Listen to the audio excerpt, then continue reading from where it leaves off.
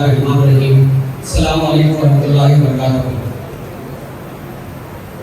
जैसे कि आप सब लोग जानते हैं कि SIR का मरहला 25 जून से शुरू होने वाला है। अभी तक हम जितना भी काम करें वो प्री SIR एक्सरसाइज है। प्री SIR एक्सरसाइज यानी एक्चुअल जब शुरू होएगा तो वो जो हमारे को जो बर्डन था उसको थोड़ा कम करने के लिए एग्जाम से पहले जो हम स्टडी कर लिए वो है ये। एक्चुअल हमारा एग्जाम 25 जून से शुरू हो रहा है। हम क्या करें 25 जून के बाद में जो जो काम करना होता है वो काम हम थोड़ा 25 जून से पहले पिछले 3 महीने में कर लिए ताकि हमारा को थोड़ा सहूलत हो जाएगी। ये 25 जून के काम है। तो 25 जून से हमारे को एक्चुअल SIR शुरू हो रहा है। अब यहाँ पर करना क्या है हमारे को एक्चुअल SIR में जो काम हम प्री SIR एक्सरसाइज में करेंगे अब वही काम करना है। हम जब वो काम कर लिए तो अब क्या करना है ये चीजों पे अपन डिस्कस करेंगे। तो 25 जून से आपके पास BLOs आएंगे। BLOs बूथ लेवल ऑफिसर, हर बूथ में एक BLO रहेगा। हम प्री SIR एक्सरसाइज में चंद जगहों पे BLOs आए, चंद जगहों पे नहीं आए। कुछ BLOs को सेंसस का भी काम था इसीलिए वो लोग नहीं आ सके। लेकिन ये 25 जून से जो SIR का एन्यूमरेशन डोर टू डोर हो रहा है इसमें कंपल्सरी आपके BLO का आना लाजिम है। ऐसा नहीं हो सकता कि BLO नहीं आएगा, BLO बीमार है, वो BLO नहीं कोई दूसरा BLO आएगा, या बीमार है तो दोनों उनके बच्चे को भेज रहा, भाई को भेज रहा, कोई और आदमी को अपॉइंट कर लेके उन्हें भेज रहा, ऐसा नहीं होगा। जो BLO का नाम इलेक्शन कमीशन ऑफ इंडिया ने हमको दिया है वही BLO आएगा आपके पास। ये भी है कि आप देखिए प्री SIR एक्सरसाइज में कोई BLO वाला के साथ बहुत धूप है मैं शाम में 2 घंटे काम करता हूँ, ऐसा नहीं होगा। 25 जून से BLO सुबह से लेकर शाम तक आपके मोहल्ले में रहेगा। 2 घंटे 3 घंटे शाम में दिन में झाड़ के पास चबूतरे पे बैठ के कोई काम नहीं होगा, डोर टू डोर BLO जाएगा। अब ये BLO डोर टू डोर जाएगा नहीं जाएगा कौन देखेगा? ये हमारे पार्टी से हम हर बूथ पे एक BLA अपॉइंट करेंगे, बूथ लेवल एजेंट। हर बूथ पे जैसा BLO है गवर्नमेंट की तरफ से उसी तरीके से पॉलिटिकल पार्टी की तरफ से BLA रहेगा और BLA ही BLO के साथ में रह सकता। मैं हूँ अरे भाई मैं यहाँ पर हूँ दारुसलाम का आदमी हूँ, मैं उसके साथ में रह सकता हूँ, BLO के साथ में नहीं रह सकते आप। BLO के साथ में सिर्फ BLA ही रह सकता, ठीक है। और ये BLA देखेगा कि BLO कब आ रहा कब जा रहा, सही फॉर्म्स दे रहा है या नहीं दे रहा, क्या कर रहा क्या नहीं कर रहा, आवाम को दिक्कत नहीं आए जैसा, ये BLA की जिम्मेदारी है देखना। अगर इन केस कभी कोई दिक्कत आ रही, कोई गलती हो रही, कोई चीज़ों से हमारे को परेशानी हो रही तो आप हमारे ईमेल आइए। BLA के लिए मैं कह रहा हूँ कि आप लोग जब फील्ड पे रहेंगे BLO के साथ, अगर आपको ऐसा दिख रहा है कि किसी चीज़ से हमारे को परेशानी हो रही है तो आप हमारे ईमेल आइए। हम इंशाल्लाह ERO को बोलेंगे, CO को बोलेंगे, DO को बोल के वो जो भी गलती रहेगी उसको दरगुजर करेंगे, ठीक है, तब पे सेटलमेंट करेंगे। लेकिन हम कोई किसी को कुछ नहीं बोलेंगे, सिर्फ देखेंगे, गलत रहा तो आप आके हमारे को बोलिए, ठीक है। तो ये था BLO और BLA का काम। अब BLO क्या करेगा? आपके पास BLO एन्यूमरेशन फॉर्म लेकर आएगा। ये एन्यूमरेशन फॉर्म क्या है? क्या ये एन्यूमरेशन फॉर्म सब लोगों को दिया जाएगा? एन्यूमरेशन फॉर्म उन्हीं लोगों को दिया जाएगा जिनका नाम वोटर लिस्ट में है। आप लोग अल्हम्दुलिल्लाह हर इलेक्शन में काम करते हैं। आप देखिए इलेक्शन के दिन चंद लोग आते हैं हमारे पास, साथ हमारा नाम पिछले इलेक्शन में हम डाले थे, अब ये इलेक्शन में हमारा नाम कट गया, होता नहीं होता? तो ऐसे चंद लोग हमारे मोहल्ले में रहते जिनका नाम वोटर लिस्ट में नहीं है। वो लोग पिछले 25 साल से 30 साल से 40 साल से वोट डाले थे डायरेक्ट, पर आज किसी बुजुर्ग की वजह से उनका नाम ये बार की वोटर लिस्ट में डिलीट हो गया। तो जिनका नाम वोटर लिस्ट में नहीं है, मौजूदा वोटर लिस्ट यानी करंट वोटर लिस्ट में नहीं है, उनको एन्यूमरेशन फॉर्म नहीं आएगा।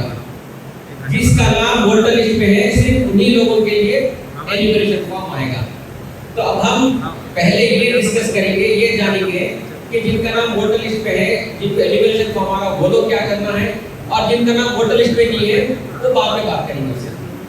तो अब जिनका नाम वोटर लिस्ट पे है एन्यूमरेशन फॉर्म आएगा, कौन लाएगा? BLO लाएगा। कितने एन्यूमरेशन फॉर्म्स देगा? हर शख्स को 2 एन्यूमरेशन फॉर्म्स देगा, से 2 कॉपीज देगा। अब जैसे मेरे घर पे आया तो मेरे को 2 कॉपीज देगा एन्यूमरेशन फॉर्म के। एमएलए साहब के घर पे आए 2 कॉपीज देंगे। 2 कॉपीज लेके करना क्या है, दोनों कॉपीज लेके आपको दोनों कॉपीज को भरना है। वो हम तरतीब देखेंगे किस तरीके से भरना है। उसके ऊपर फोटो लगाना है, लेटेस्ट फोटो लगाना है। 2025 का डेटा ऑलरेडी प्रिंटेड आ रहा आपके पास, ठीक है। वो जो एन्यूमरेशन फॉर्म रहेगा उस पे 2025 का डेटा ऑलरेडी प्रिंट रहेगा। सिर्फ आपको 2002 का डेटा लिखना है और उसके साथ में अपनी जनरल इंफॉर्मेशन लिखना है। वो कैसे लिखना है, कहाँ लिखना है, वो हम देखेंगे। तो आप ये एन्यूमरेशन फॉर्म भरेंगे पूरा, जिनका नाम 2002 में है, जिनके वालिदैन का है, जिनके ग्रैंड पेरेंट्स का है, वो तरतीब में हम लिख देंगे नाम। जिनका नाम 2002 में नहीं मिला, दूसरी इंफॉर्मेशन लिख देंगे। लिख के आप साइन करके बीएलओ को देंगे। जब आप साइन करके बीएलओ को देंगे तो बीएलओ क्या करेगा, क्योंकि 2 फॉर्म है, एक फॉर्म बीएलओ रखेगा, दूसरा फॉर्म बीएलओ जो है साइन करके आपको वापस देगा सबूत के तौर पर, एक्नॉलेजमेंट की तरह। देखिए, अगर कल के दिन आपका नाम किसी वजूहात से ड्राफ्ट रोल में नहीं आता है तो आपके पास ये सबूत रहेगा कि आपने बीएलओ को अपना एन्यूमरेशन फॉर्म दिया था और बीएलओ ने एक्सेप्ट भी किया था, ठीक है। तो ये जरूरी है, एक्नॉलेजमेंट लेना जरूरी है। एक्नॉलेजमेंट लेने के बाद में एक्नॉलेजमेंट कॉपी को हिफाजत से उठा के रखना भी जरूरी है। हम इलेक्शन से पहले चिट्ठियां बांटते हैं, चंद जगहों पे दिखते हैं, चिट्ठियां डिस्ट्रीब्यूट करने के बावजूद भी 2 दिन पहले इलेक्शन के दिन हमारे लोगों के पास कभी चिट्ठी नहीं रहती, अरे भाई चिट्ठी घूम गई भाई। ये अगर एक्नॉलेजमेंट कॉपी घूम जाएगी तो फिर आपका नाम एसआर में भी नहीं आएगा। तो एक्नॉलेजमेंट कॉपी को भी हिफाजत से उठा के रखिए। अपना जैसा पासपोर्ट हिफाजत से रखते हैं, आधार कार्ड या कोई डिग्री है, सर्टिफिकेट है, किस तरीके से हिफाजत से रखते हैं, उस तरीके से हिफाजत से रखिए अपने एक्नॉलेजमेंट कॉपी को। अब अगर कोई एन्यूमरेशन फॉर्म हम किसी को दिए और उन्होंने दोस्तों गलती से भूल गए और एन्यूमरेशन फॉर्म ये 1 महीने के अंदर अंदर बीएलओ को वापस नहीं करे और 24 जुलाई आ गई और गुजर भी गई, उसके बाद में क्या उनका नाम एसआर में आएगा? बिल्कुल नहीं आएगा। अगर आप कोताही करेंगे, अब आज एन्यूमरेशन फॉर्म अगर ठीक है भाई घर के देंगे, कल दे दो, मैं घर के परसों दे दूं, ठीक है, ज्यादा क्या है, मुहर्रम चल रहा है, थोड़ा सा ये वो कर लेंगे, काम काज कर लेंगे, बाद में देंगे और वक्त गुजर जाएगा। तो अगर आपका नाम, आपके वालिद का नाम, वादा का नाम, पूरे खानदान का नाम 2000 में है, पूरे खानदान के पास पासपोर्ट है, 10th का सर्टिफिकेट है, हर डॉक्यूमेंट है, तब भी आपका नाम जिंदगी भर एसआर में नहीं आएगा। ये आप याद रखिए ये चीज। आपको एन्यूमरेशन फॉर्म वापस देना है। अगर आप एन्यूमरेशन फॉर्म लेके नहीं वापस करें, आपका नाम एसआर में नहीं आएगा, ठीक है। तो ये आपको वापस करना जरूरी है। अब अगला सवाल ये है कि जैसे मैं और आप सब लोग यहाँ पर आज मौजूद हैं ये फंक्शन हॉल में, और हमारे घर पे बीएलओ आया, क्या हमारा रहना जरूरी है?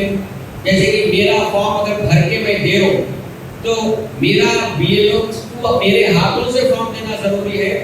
नहीं है। कोई भी हेड ऑफ द फैमिली दे सकता है, ठीक है। तो मैं आपको जब ये फॉर्म कैसा भरना बताऊंगा तो उसमें आपको एक जगह बताऊंगा कि वहां पर लिखा हुआ है, इलेक्शन कमीशन ऑफ इंडिया के इंस्ट्रक्शंस है कि अगर घर में कोई भी नहीं है वो घर का हेड ऑफ द फैमिली, जैसे कि मैं यहाँ पर हूँ, मेरे वालिद साहब है घर पे, तो मेरे वालिद साहब उनका फॉर्म भी दे सकते, मेरा फॉर्म भी दे सकते, साइन करके मेरे वालिद साहब को साइन करना पड़ेगा और उनका नाम लिखना पड़ेगा और रिश्ता बताना पड़ेगा कि ये जो शख्स साइन कर रहे हैं उनका रिश्ता ये फॉर्म वाले बंदे से क्या है।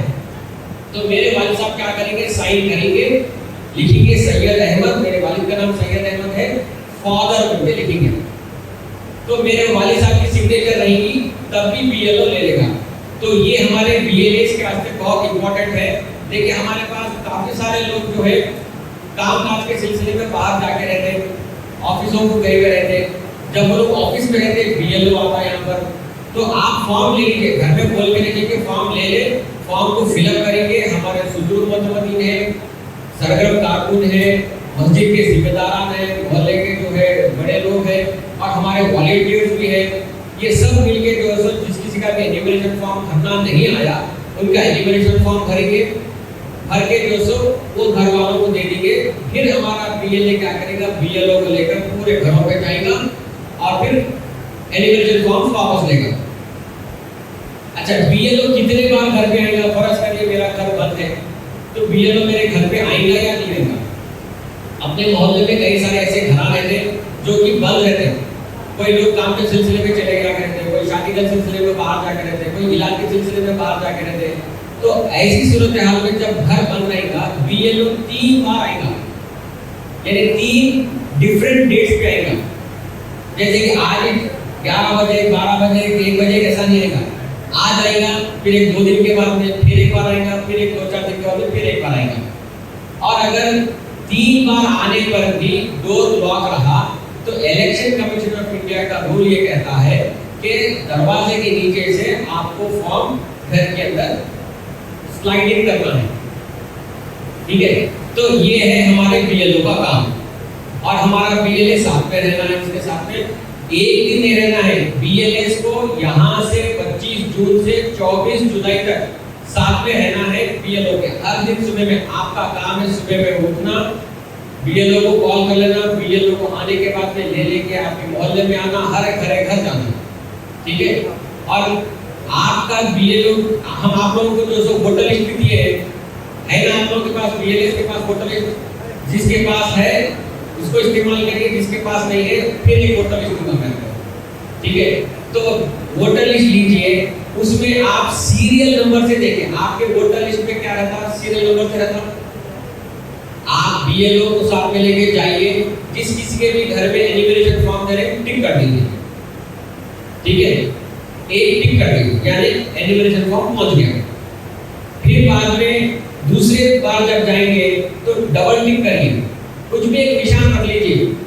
ओके, तो डबल टिक करेंगे तो ये रिसीव हो गया, सिंगल टिक रहा दे दिया। ऐसा कुछ एक आप लोग तरतीब बना के आप लोगों को मालूम होना कि कितने घरों पे एनिमरेशन फॉर्म गया है और कितने घरों पे नहीं पहुंचा, कितने लोग वापस करें, कितने लोग वापस नहीं करें। तो अगर हम ये मालूम हो जाएगा कि इनके घर पे नहीं पहुंचा तो हम वक्त रहते हैं वो घर वालों को फोन करके बुला सकते हैं, कहीं भी है क्या भी है, बुला के कोई एक आदमी को बुला के फॉर्म देंगे। और अगर हमारे को मालूम हो गया कि इन लोगों के पास से फॉर्म नहीं आया तो उनके घर पे जाके हम बात करके बोल सकते हैं कि भाई फॉर्म क्यों नहीं आया आपके पास, क्या आप लोगों को भरने में दिक्कत आ रही है, क्या इंफॉर्मेशन नहीं है, क्या डॉक्यूमेंट्स नहीं है क्या। अगर उनकी जो भी प्रॉब्लम रहेगी उसको सॉल्व करने की कोशिश करेंगे। किस तरीके से सॉल्व करेंगे आगे हम देखेंगे। तो ये हमारे बीएलएस का काम है। और चूंकि बीएलओ के साथ में खाली एक ही बीएलए रहता तो दूसरे लोग क्या करेंगे भाई? अब जैसे मेरी इब्तदाई है, मेरी इब्तदाई में हम 5-6 लोग हैं। अब एक बंदा बीएलए के साथ में बीएलओ के साथ में बन गया बीएलए, अब मैं क्या करूं? तो जब बीएलओ और बीएलए मिलकर मोहल्लों में फॉर्म्स डिस्ट्रीब्यूट करेंगे, करके चले जाएंगे, तो दूसरे इब्तदाई के लोग वो मोहल्लों में जाके घरों में से जो सब मिल के उनको फॉर्म फिलअप करके दे सकते हैं। तो इस तरीके से एक दूसरे को हम साथ देते हुए हर एक घर में फॉर्म डिस्ट्रीब्यूट करेंगे, उनको हेल्प भी करेंगे कैसा भरना है और उनका फॉर्म बीएलओ को वापस सबमिट भी करेंगे। ठीक है, तो अब हम पहले ये देखेंगे कि एनिमरेशन फॉर्म कैसा सबमिट करना है। एक बार फिर से मैं आपको बोल दूं, एनिमरेशन फॉर्म किसको आएगा? जिनका नाम वोटर लिस्ट में है उन्हीं लोगों को आएगा। ठीक है, तो अब हम एनिमरेशन फॉर्म देखेंगे। देखिए आपका एनिमरेशन फॉर्म इस तरीके से रहेगा। जैसा मैं आपको बताया था कि आपके एनिमरेशन फॉर्म में 2025 का इंफॉर्मेशन प्रिंटेड रहेगा। तो ये ऊपर का हिस्सा जो है ये 2025 की इंफॉर्मेशन है। इसके अंदर आप देखिए, वहां से देखिए, वहां पर हमारे मोहम्मद आजम अली साहब का नाम है, उनका एपिक नंबर है, आपका घर का एड्रेस है, नागा बोली का है, फिर आपका जो वोटर लिस्ट में कौन से सीरियल नंबर पे है वो लिखा हुआ है, कौन से बूथ नंबर है, बूथ का एड्रेस क्या है, कौन सी असेंबली कॉन्स्टिट्यूएंसी है और स्टेट क्या है। तो ये आपको 2025 का इंफॉर्मेशन आ गया। ये आपका क्यूआर कोड है, वो बीएलओ ऐप से स्कैन करना पड़ता है, वो आपका हमारा मसला नहीं है, बीएलओ स्कैन कर सकता है, आपके फोन से स्कैन नहीं होता। यहाँ पर आपकी फोटो है, जिस तरीके से आपके वोटर लिस्ट में फोटो है वही फोटो यहाँ पर लगाई गई है। ठीक है, अब इसके बाद ये हिस्सा है खाली हिस्सा, यहाँ पर आपको अपनी करंट फोटो लगाना है। ठीक है, तो ये रहा आपका पहला मरहला कि सिर्फ आपको इंफॉर्मेशन देख लेना है और करंट फोटो लगाना है।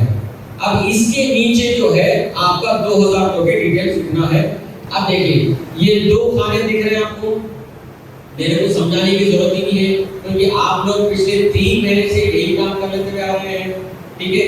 अगर फर्ज करिए ये अय्यूब साहब का जो नाम कर रहे हैं आजम अली साहब का, ये फॉर्म आजम अली साहब का है, तो आजम अली साहब का ही नाम 2002 में मिल जाता है, तो किस तरफ लिखेंगे, ये फॉर्म के बाईं ओर पे लिखेंगे, ठीक है। ये वाले खाने में लिखेंगे हम पूरे 2002 के डिटेल्स। अगर आजम अली साहब का नाम 2002 में नहीं मिल रहा है तो उनको किससे मैपिंग कर सकते हैं, उनको अपने वालिद, वालदा, दादा, दादी, नाना, नानी से मैप कर सकते हैं। तो अगर वालिद, वालदा, दादा, दादी, नाना, नानी का अगर इंफॉर्मेशन मिल रहा तो कहाँ लिख सकते हैं आप, इस तरह लिख सकते हैं आप, ठीक है। तो यहाँ पर आपको लिखना है। तो हम क्या करें, पिछले 3 महीने से ये जो प्रोफार्मा है, ये प्रोफार्मा हम हमारे जमात के लेटर पे प्रिंट करके हर घर फिर के जिनका नाम 2002 में मिल रहा उनको इंफॉर्मेशन लिख के दिए। आप देखें प्री एसआईआर एक्सरसाइज में बीएलओस मैपिंग करें, मैपिंग करने के साथ ही कोई कलर हरा आ जा रहा था, हम लोग क्या करें उसकी फोटो लिए, फोटो लेके पूछोगे कि भाई हमारा नाम मैप हो गया और हमारे पास जमात से भी वो पेपर आ गया।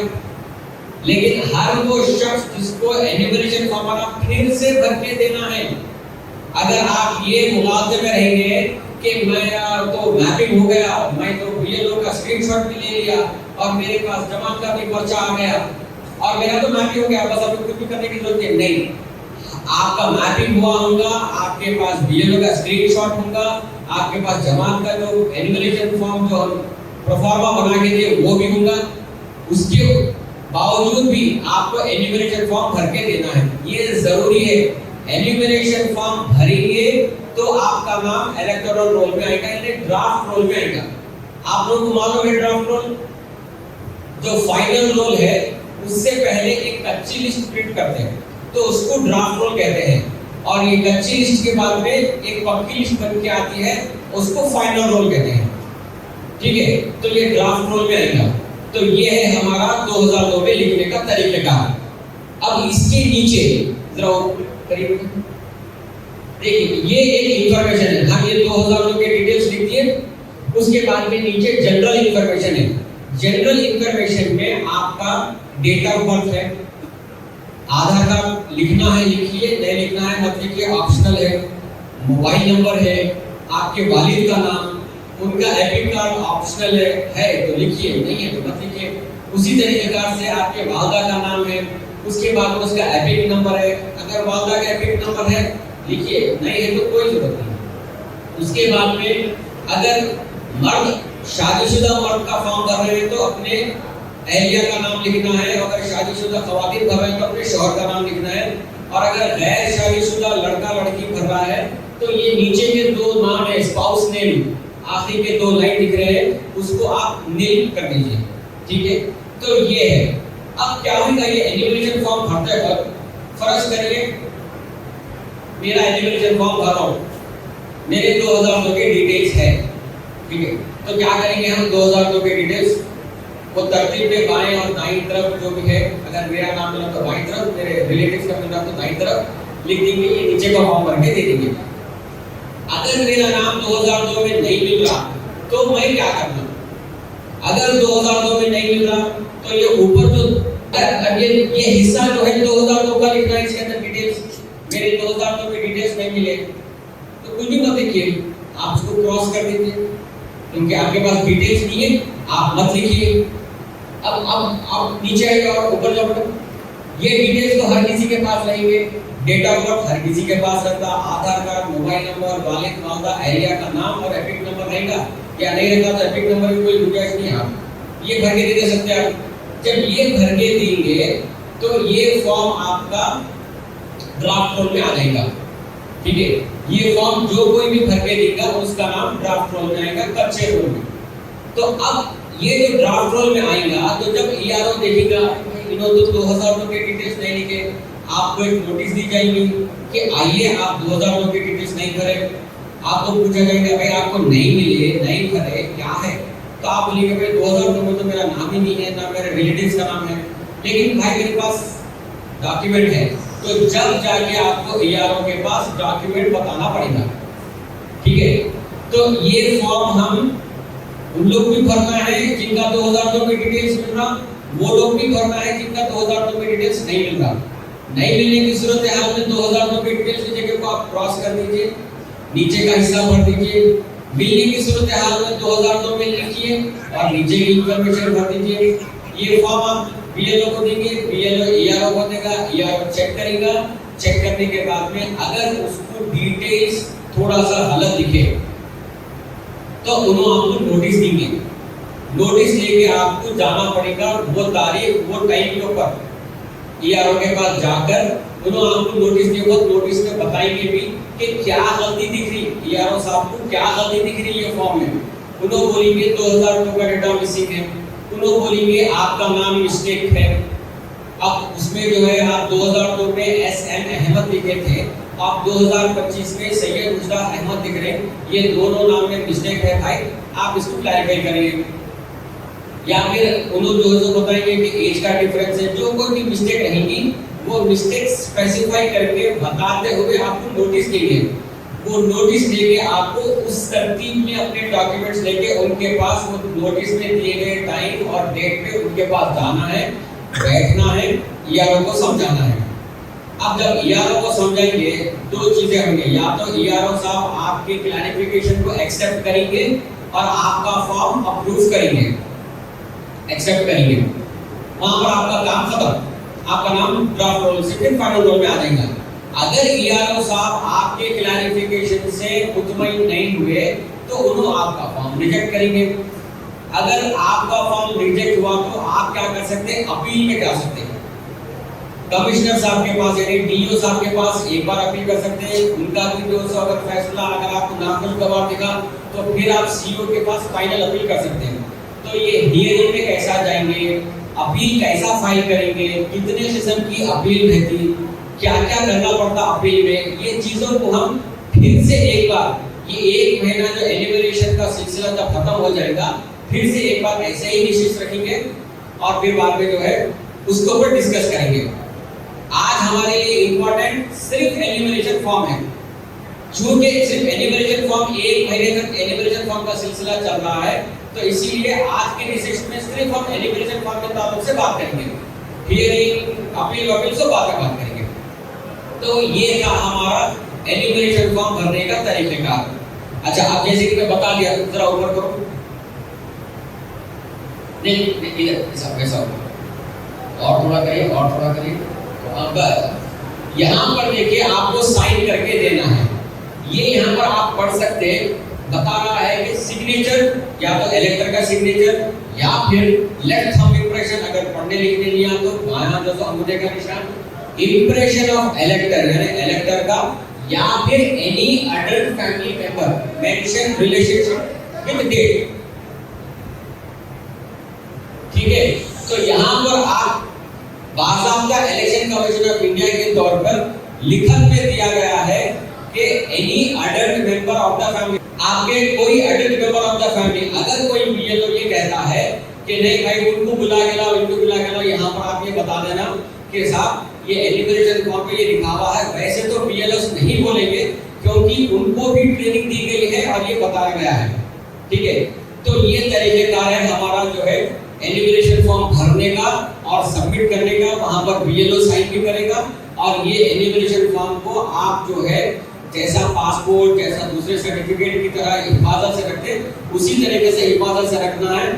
तो ये तरीकेकार से हम एलिमिनेशन फॉर्म भरना है और बीएलओ को वापस करना है। तो जैसा हम शुरुआत में डिस्कस करे थे कि जिनको एलिमिनेशन फॉर्म मिल रहा है उन लोग भर के दे देंगे, जिनको एलिमिनेशन फॉर्म नहीं मिल रहा है, जिनका नाम वोटर लिस्ट में नहीं है, वो लोग क्या करेंगे?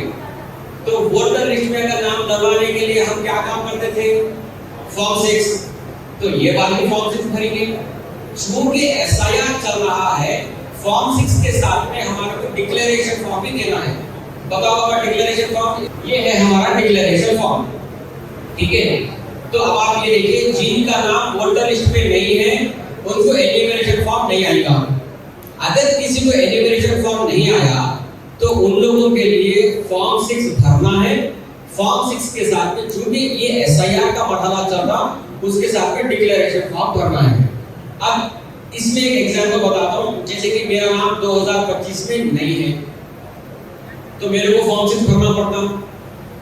अब मेरे जो है मेरा नाम 2002 में है, मेरे वालिद का वालदा का भी 2002 में है, लेकिन मेरा नाम 25 में नहीं है, तो मैं फॉर्म 6 भरूंगा और ये डिक्लेरेशन फॉर्म में सेम वही इंफॉर्मेशन भरूंगा जो मैं एलिमिनेशन फॉर्म में भरा था। जरा ऊपर करो, देखिए आगे यहाँ पर आपको मालूम हो गया, आपके पास एलिमिनेशन फॉर्म में 2002 के डिटेल्स लिखने के कॉलम्स है, यहाँ पर भी वैसे ही है। तो ये फॉर्म क्या करेगा, ईआरओ लेगा, ईआरओ लेकर पहले फॉर्म 6 देखेंगे, फॉर्म 6 जो है अप्रूव करेंगे, अप्रूव करने के बाद में नाम आपका रोल में आने का तैयार हो गया। लेकिन एसआईआर के रोल में आने के वास्ते क्या देखेंगे, 2002 के डिटेल्स, 2002 के डिटेल्स अगर आप भर दिए तो आपका नाम फाइनल में आ जाएगा। अगर इसके अंदर कोई मिस्टेक्स रहेंगे तो आपको नोटिस आएगी। अगर आप 2002 के डिटेल्स नहीं भरे तो आपको नोटिस देकर बुलाया जाएगा कि भाई आप 2002 में नहीं भरे, आपका क्या है डॉक्यूमेंट्स भरना है क्या, तब आप जाके अपने डॉक्यूमेंट्स पेश करिए। ठीक है, तो ये तरीकेकार है हमारा उन लोगों के लिए जिनका नाम इलेक्टोरल लिस्ट में यानी मौजूदा वोटर लिस्ट में जिनका नाम नहीं है, उनके लिए form 6 plus declaration form. Form 6 के साथ में हम क्या क्या लगाते हैं, हम फॉर्म 6 के साथ में लाइट का बिल लगाते, आधार कार्ड की कॉपी लगाते। ठीक है, जैसा हम फॉर्म 6 भरते उसी तरीके से हम ये बार भी फॉर्म 6 भरना है, लाइट का बिल, आधार कार्ड की कॉपी लगा के फॉर्म 6 भरिए, साथ में डिक्लेरेशन फॉर्म भरिए, तो आपका नाम आ जाएगा और एसआईआर से कनेक्टेड भी हो जाएगा। अगर आपके पास 2002 के डिटेल्स नहीं है तो आपको डॉक्यूमेंट सबमिट करना है। तो यहाँ तक आप लोगों को समझ में आ गया ना भाई। अब हम ये करेंगे कि डॉक्यूमेंट्स कैसा सबमिट करना है। हम 3 महीने पहले एक विशिष्ट हुई थी, उसमें भी हम आपको बताया, फिर से एक बार हम रिवाइज कर लेंगे। डॉक्यूमेंट्स भरने के 3 तरीके का है, category A, category B, category C. Category A में वो लोग आते हैं जिनकी डेट ऑफ बर्थ, पैदाइश की तारीख 30 जून 1987 के दिन या उससे पहले की है। अगर मेरी पैदाइश की तारीख, डेट ऑफ बर्थ 30 जून 1987 के दिन पैदा हुआ या उससे पहले पैदा हुआ और मेरा नाम, मेरे वालिदैन का नाम, मेरे ग्रैंड पेरेंट्स का नाम अगर 2002 में नहीं मिलता है तो मेरे लिए एक डॉक्यूमेंट लाजिम है, मेरा अपना एक डॉक्यूमेंट देना पड़ेगा। ठीक है, वो कौन से डॉक्यूमेंट है आगे चल के हम डिस्कस करेंगे। तो 1987 30 जून से पहले जिसकी डेट ऑफ बर्थ है और 2002 में उनका लिंक नहीं हो रहा तो उनके लिए एक डॉक्यूमेंट है किसका, इलेक्टर का खुद का। कैटेगरी बी ये कहता है कि वो शख्स जो कोई भी 30 जून 1987 और 2 दिसंबर 2004 ये दोनों डेट्स के बीच में पैदा हुए। ठीक है, 30 जून 1987 के दिन और 2 दिसंबर 2004 ये दोनों डेट्स के बीच में अगर किसी की पैदाइश है और उनका 2002 में लिंक नहीं मिलता, यानी उनका नाम या उनके वालिदैन का या उनके ग्रैंड पेरेंट्स का नाम नहीं मिल रहा है, तो ऐसी सूरत हाल में उनके ऊपर डॉक्यूमेंट्स लाजिम है। कितने डॉक्यूमेंट्स, 2 डॉक्यूमेंट्स लाजिम है। कौन से डॉक्यूमेंट्स, फिर वही 12 डॉक्यूमेंट्स जो हम आगे चल के डिस्कस करेंगे। ठीक है, तीसरी कैटेगरी ये है हर वो शख्स जो 2 दिसंबर 2004 के बाद में आज तक जो पैदा हुआ और जो बालिग है। मैं ये बार-बार इसीलिए बोल रहा हूँ बालिग, क्योंकि एसआईआर में नाबालिग लड़के लड़कियों के लिए कोई जगह नहीं है। एसआईआर सिर्फ 18 साल और उसके ऊपर के लोगों के ऊपर लागू होता है। तो 2004 से लेके अब तक जितने भी बच्चे पैदा हुए और जो बालिग है उनका नाम नहीं मिल रहा, उनके वालिदैन का, उनके ग्रैंड पेरेंट्स का नाम 2002 में नहीं मिल रहा, तो उनके ऊपर डॉक्यूमेंट्स लाजिम है। कितने डॉक्यूमेंट्स, 3 डॉक्यूमेंट्स। किस किस के, एक अपना, एक अपने वालिद का, एक अपने वादा का। तो कैटेगरी ए में एक डॉक्यूमेंट अपने खुद का, कैटेगरी बी में 2 डॉक्यूमेंट अपना और अपने दोनों वालिदैन में से किसी एक का, कैटेगरी 3 में सी में 3 डॉक्यूमेंट्स, एक अपना, एक अपने वालिद का, एक अपने वादा का। ठीक है, तो ये डॉक्यूमेंट्स की तरतीब हमारे को समझ में आ गई। अब अगला मरहला ये कौन से डॉक्यूमेंट्स, तो जरा डॉक्यूमेंट बताइए और ऊपर करिए, और ऊपर करिए। हाँ, तो ये 13 डॉक्यूमेंट्स है जो इलेक्शन कमीशन ऑफ इंडिया ने निशानदेही की है। तो पहला इसके अंदर है कि अगर आप सरकारी मुलाजिम हैं सेंट्रल गवर्नमेंट के या स्टेट गवर्नमेंट के, तो आपको एक आईडी कार्ड दिया जाता, वो आईडी कार्ड की कॉपी लगा सकते हैं। अगर आप सरकारी मुलाजिम थे और आप पेंशनर हैं तो आपको पेंशन पेमेंट ऑर्डर आएगा।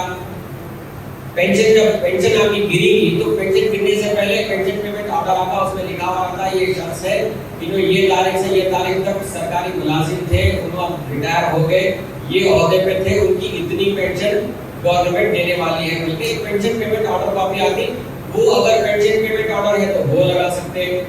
दूसरा डॉक्यूमेंट है आपका कोई भी डॉक्यूमेंट 1987 से पहले का, चाहे पोस्ट ऑफिस में, वो जमाने में पोस्ट ऑफिस में अकाउंट हुआ करता था, उस जमाने में बैंक में अकाउंट हुआ करता था, पब्लिक सेक्टर अंडरटेकिंग्स के कुछ डॉक्यूमेंट्स हुआ करते थे। तो अगर आपके पास 1987 से पहले का कोई भी डॉक्यूमेंट है तो वो डॉक्यूमेंट आप लगा सकते हैं। दूसरा, तीसरा पॉइंट है आपका यहाँ पर बर्थ सर्टिफिकेट। बर्थ सर्टिफिकेट तो हर किसी के पास रहता, अगर रहा तो लगाइए, नहीं है हम निकाल के देंगे, अगर नहीं है तो दूसरे डॉक्यूमेंट पे जाएंगे। बर्थ सर्टिफिकेट के बाद में है पासपोर्ट।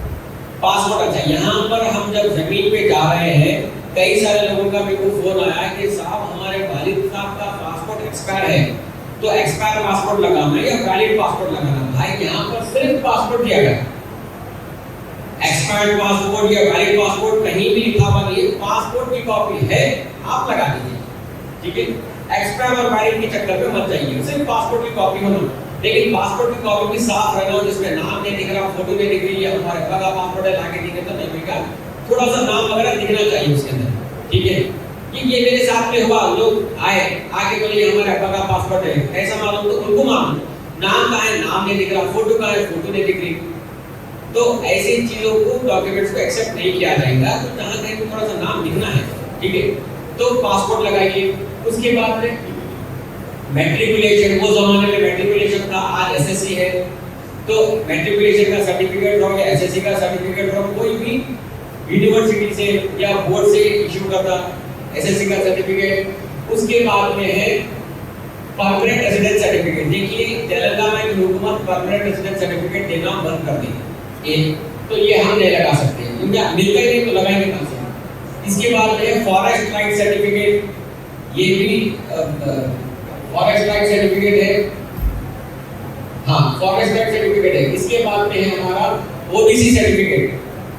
ओबीसी सर्टिफिकेट यानी आपका बीसीई सर्टिफिकेट भी लगा सकते हैं, यहाँ पर ओबीसी बोला गया, बीसीए ये सब कुछ भी लिखा हुआ नहीं है, आप अपना ओबीसी सर्टिफिकेट लगा सकते हैं। Caste certificate, national register of citizens, ये हमारे पास तेलंगाना को लागू नहीं है, क्योंकि यहाँ पर एनआरसी नहीं हुआ तो अपने को एप्लीकेबल नहीं है, तो ये डॉक्यूमेंट भी हम चला गया, नहीं कर सकते। इसके बाद में है फैमिली रजिस्टर।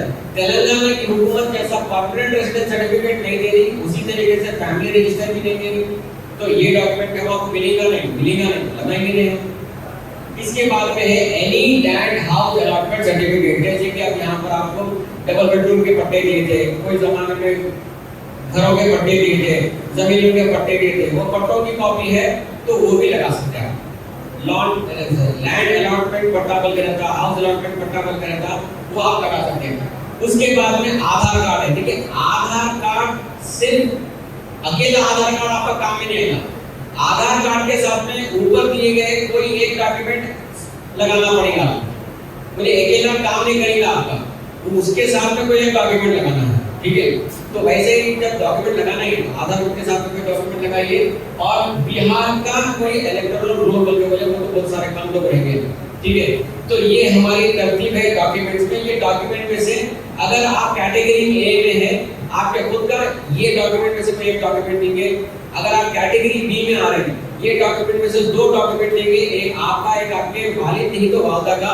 और अगर आप कैटेगरी सी में आ रहे हैं तो इन्हीं डॉक्यूमेंट में से आपको 3 डॉक्यूमेंट लगाना पड़ेगा, एक खुद का, एक अपने वालिद का, एक अपने वालिदा का, ठीक है। अच्छा, एक साहब ने कुछ सवाल करे कि साहब हम 4 भाई हैं, हमारे अब्बा के पास एक डॉक्यूमेंट है और हमारे सबसे बड़े भाई के पास एक डॉक्यूमेंट है, क्या हम बड़े भाई का डॉक्यूमेंट शेयर कर सकते हैं? नहीं कर सकते। हर एक इलेक्टर को अपना खुद का डॉक्यूमेंट, हाँ अलबत्ता ये 4 भाई है तो बाबा का डॉक्यूमेंट चारों लगा सकते हैं, ये समझिए आप लोग।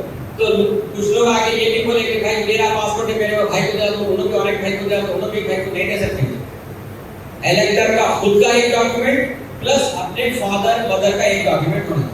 तो फादर के डॉक्यूमेंट शेयर कर सकते हैं लेकिन खुद का डॉक्यूमेंट भाइयों से शेयर नहीं कर सकते आप। तो ये भी एक सवाल आया था, आप लोगों के सामने कह रहा हूँ। तो ये है हमारा डॉक्यूमेंट्स की तरतीब। अब एक चीज ये है कि कई सारे लोगों के पास डॉक्यूमेंट्स ही नहीं है, तो सबसे बेहतरीन चीज ये है कि आप जाके ओबीसी सर्टिफिकेट निकालिए। ओबीसी सर्टिफिकेट आपको मी सेवा सेंटर में 80 रुपए का चालान भरेंगे तो 1 हफ्ते के अंदर मिल जाएगा, ठीक है। तो जमात की तरफ से सदर मोहतरम की नुमाइंदगी पर हुकूमत तेलंगाना ने क्या किया कि पहले ओबीसी सर्टिफिकेट 1 महीना लगता था निकलने के लिए, लेकिन अब 7 दिन का टाइम ये निकाल के देने के लिए और साथ में जो है मी सेवा के सेंटर में इजाफा करें, तो ये हम इसका इस्तेफादा हासिल कर सकते हैं और ओबीसी सर्टिफिकेट निकाल सकते हैं, ठीक है। तो ये तरीकेकार है हमारा एन्यूमरेशन फॉर्म भरने का और फॉर्म 6 का और उसके साथ में डिक्लेरेशन फॉर्म भरने का, ठीक है।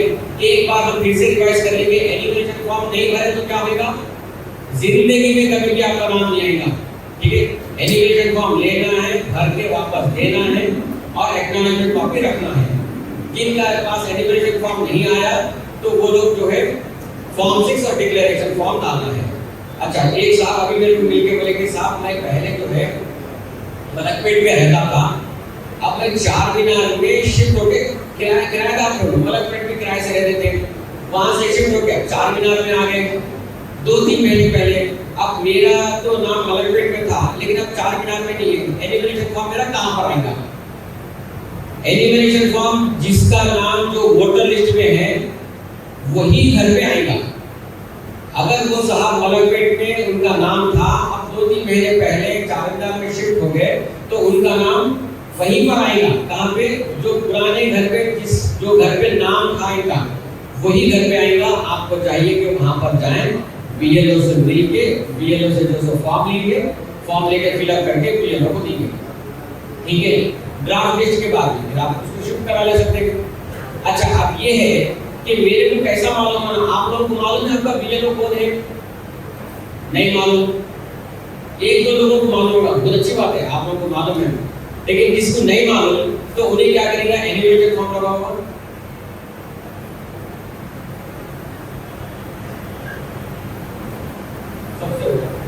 देखिए यहाँ पर आपके सब में ऊपर बीएलओ का नाम और उनका नंबर, कोई मोहतरमा है उनका नाम है बीएलओ, एक मोहतरमा उनका टेलीफोन नंबर है। तो सबसे आसान तरीका बीएलओ का मालूम करने का ये है कि आप जो है अड़ोस पड़ोस में पूछ लीजिए एन्यूमरेशन फॉर्म बटा क्या, अगर बटा है तो आप उनका एन्यूमरेशन फॉर्म लेके देख लो कि उसके ऊपर किसका नाम है, वो बीएलओ को मालूम हो जाएगा। ये सबसे आसान तरीका है। फिर दूसरा आसान तरीका, हमारे बीएलए से हमारे सरकार कारकुन है, मुतमद्दिन है और हमारे मस्जिद के जिम्मेदार है, हमारे मोहल्ले के बड़े लोग हैं, ये सारे लोगों से भी आप राब्ता हासिल कर सकते हैं। तो इस तरीके से आप अपने बीएलओ का नाम नंबर मालूम कर सकते हैं और बीएलओ को कॉल करके ले सकते हैं, ठीक है। ये तरीकेकार है हमारा एन्यूमरेशन फॉर्म भरने का। 24 जुलाई तक हम हर घर जाएंगे, एन्यूमरेशन फॉर्म देंगे और वापस भी लेंगे, ठीक है। और एक्नॉलेजमेंट हमको हिफाजत से रखना है, जैसा मैं पहले आपको बताया था कि इलेक्टोरल रोल आपको दी जाएगी, उसके अंदर जिस किसी को भी आप फॉर्म दे रहे एक निशान डाल लीजिए और जिस किसी के पास से भी फॉर्म वापस आ रहा उसको निशान डाल लीजिए, ताकि हमारे को मालूम होना है किसी के पास एन्यूमरेशन फॉर्म नहीं बटा उनके घर को लेके जाके काटने का। और अगर हम मालूम हो गया कि ये साहब को फॉर्म दे दिए थे अभी तक वापस नहीं आया, तो जाके उनको निशान बना तो हम जाके ले लेके आ सकते फॉर्म। तो ये तरीके का हमारे 1 महीने का काम करने का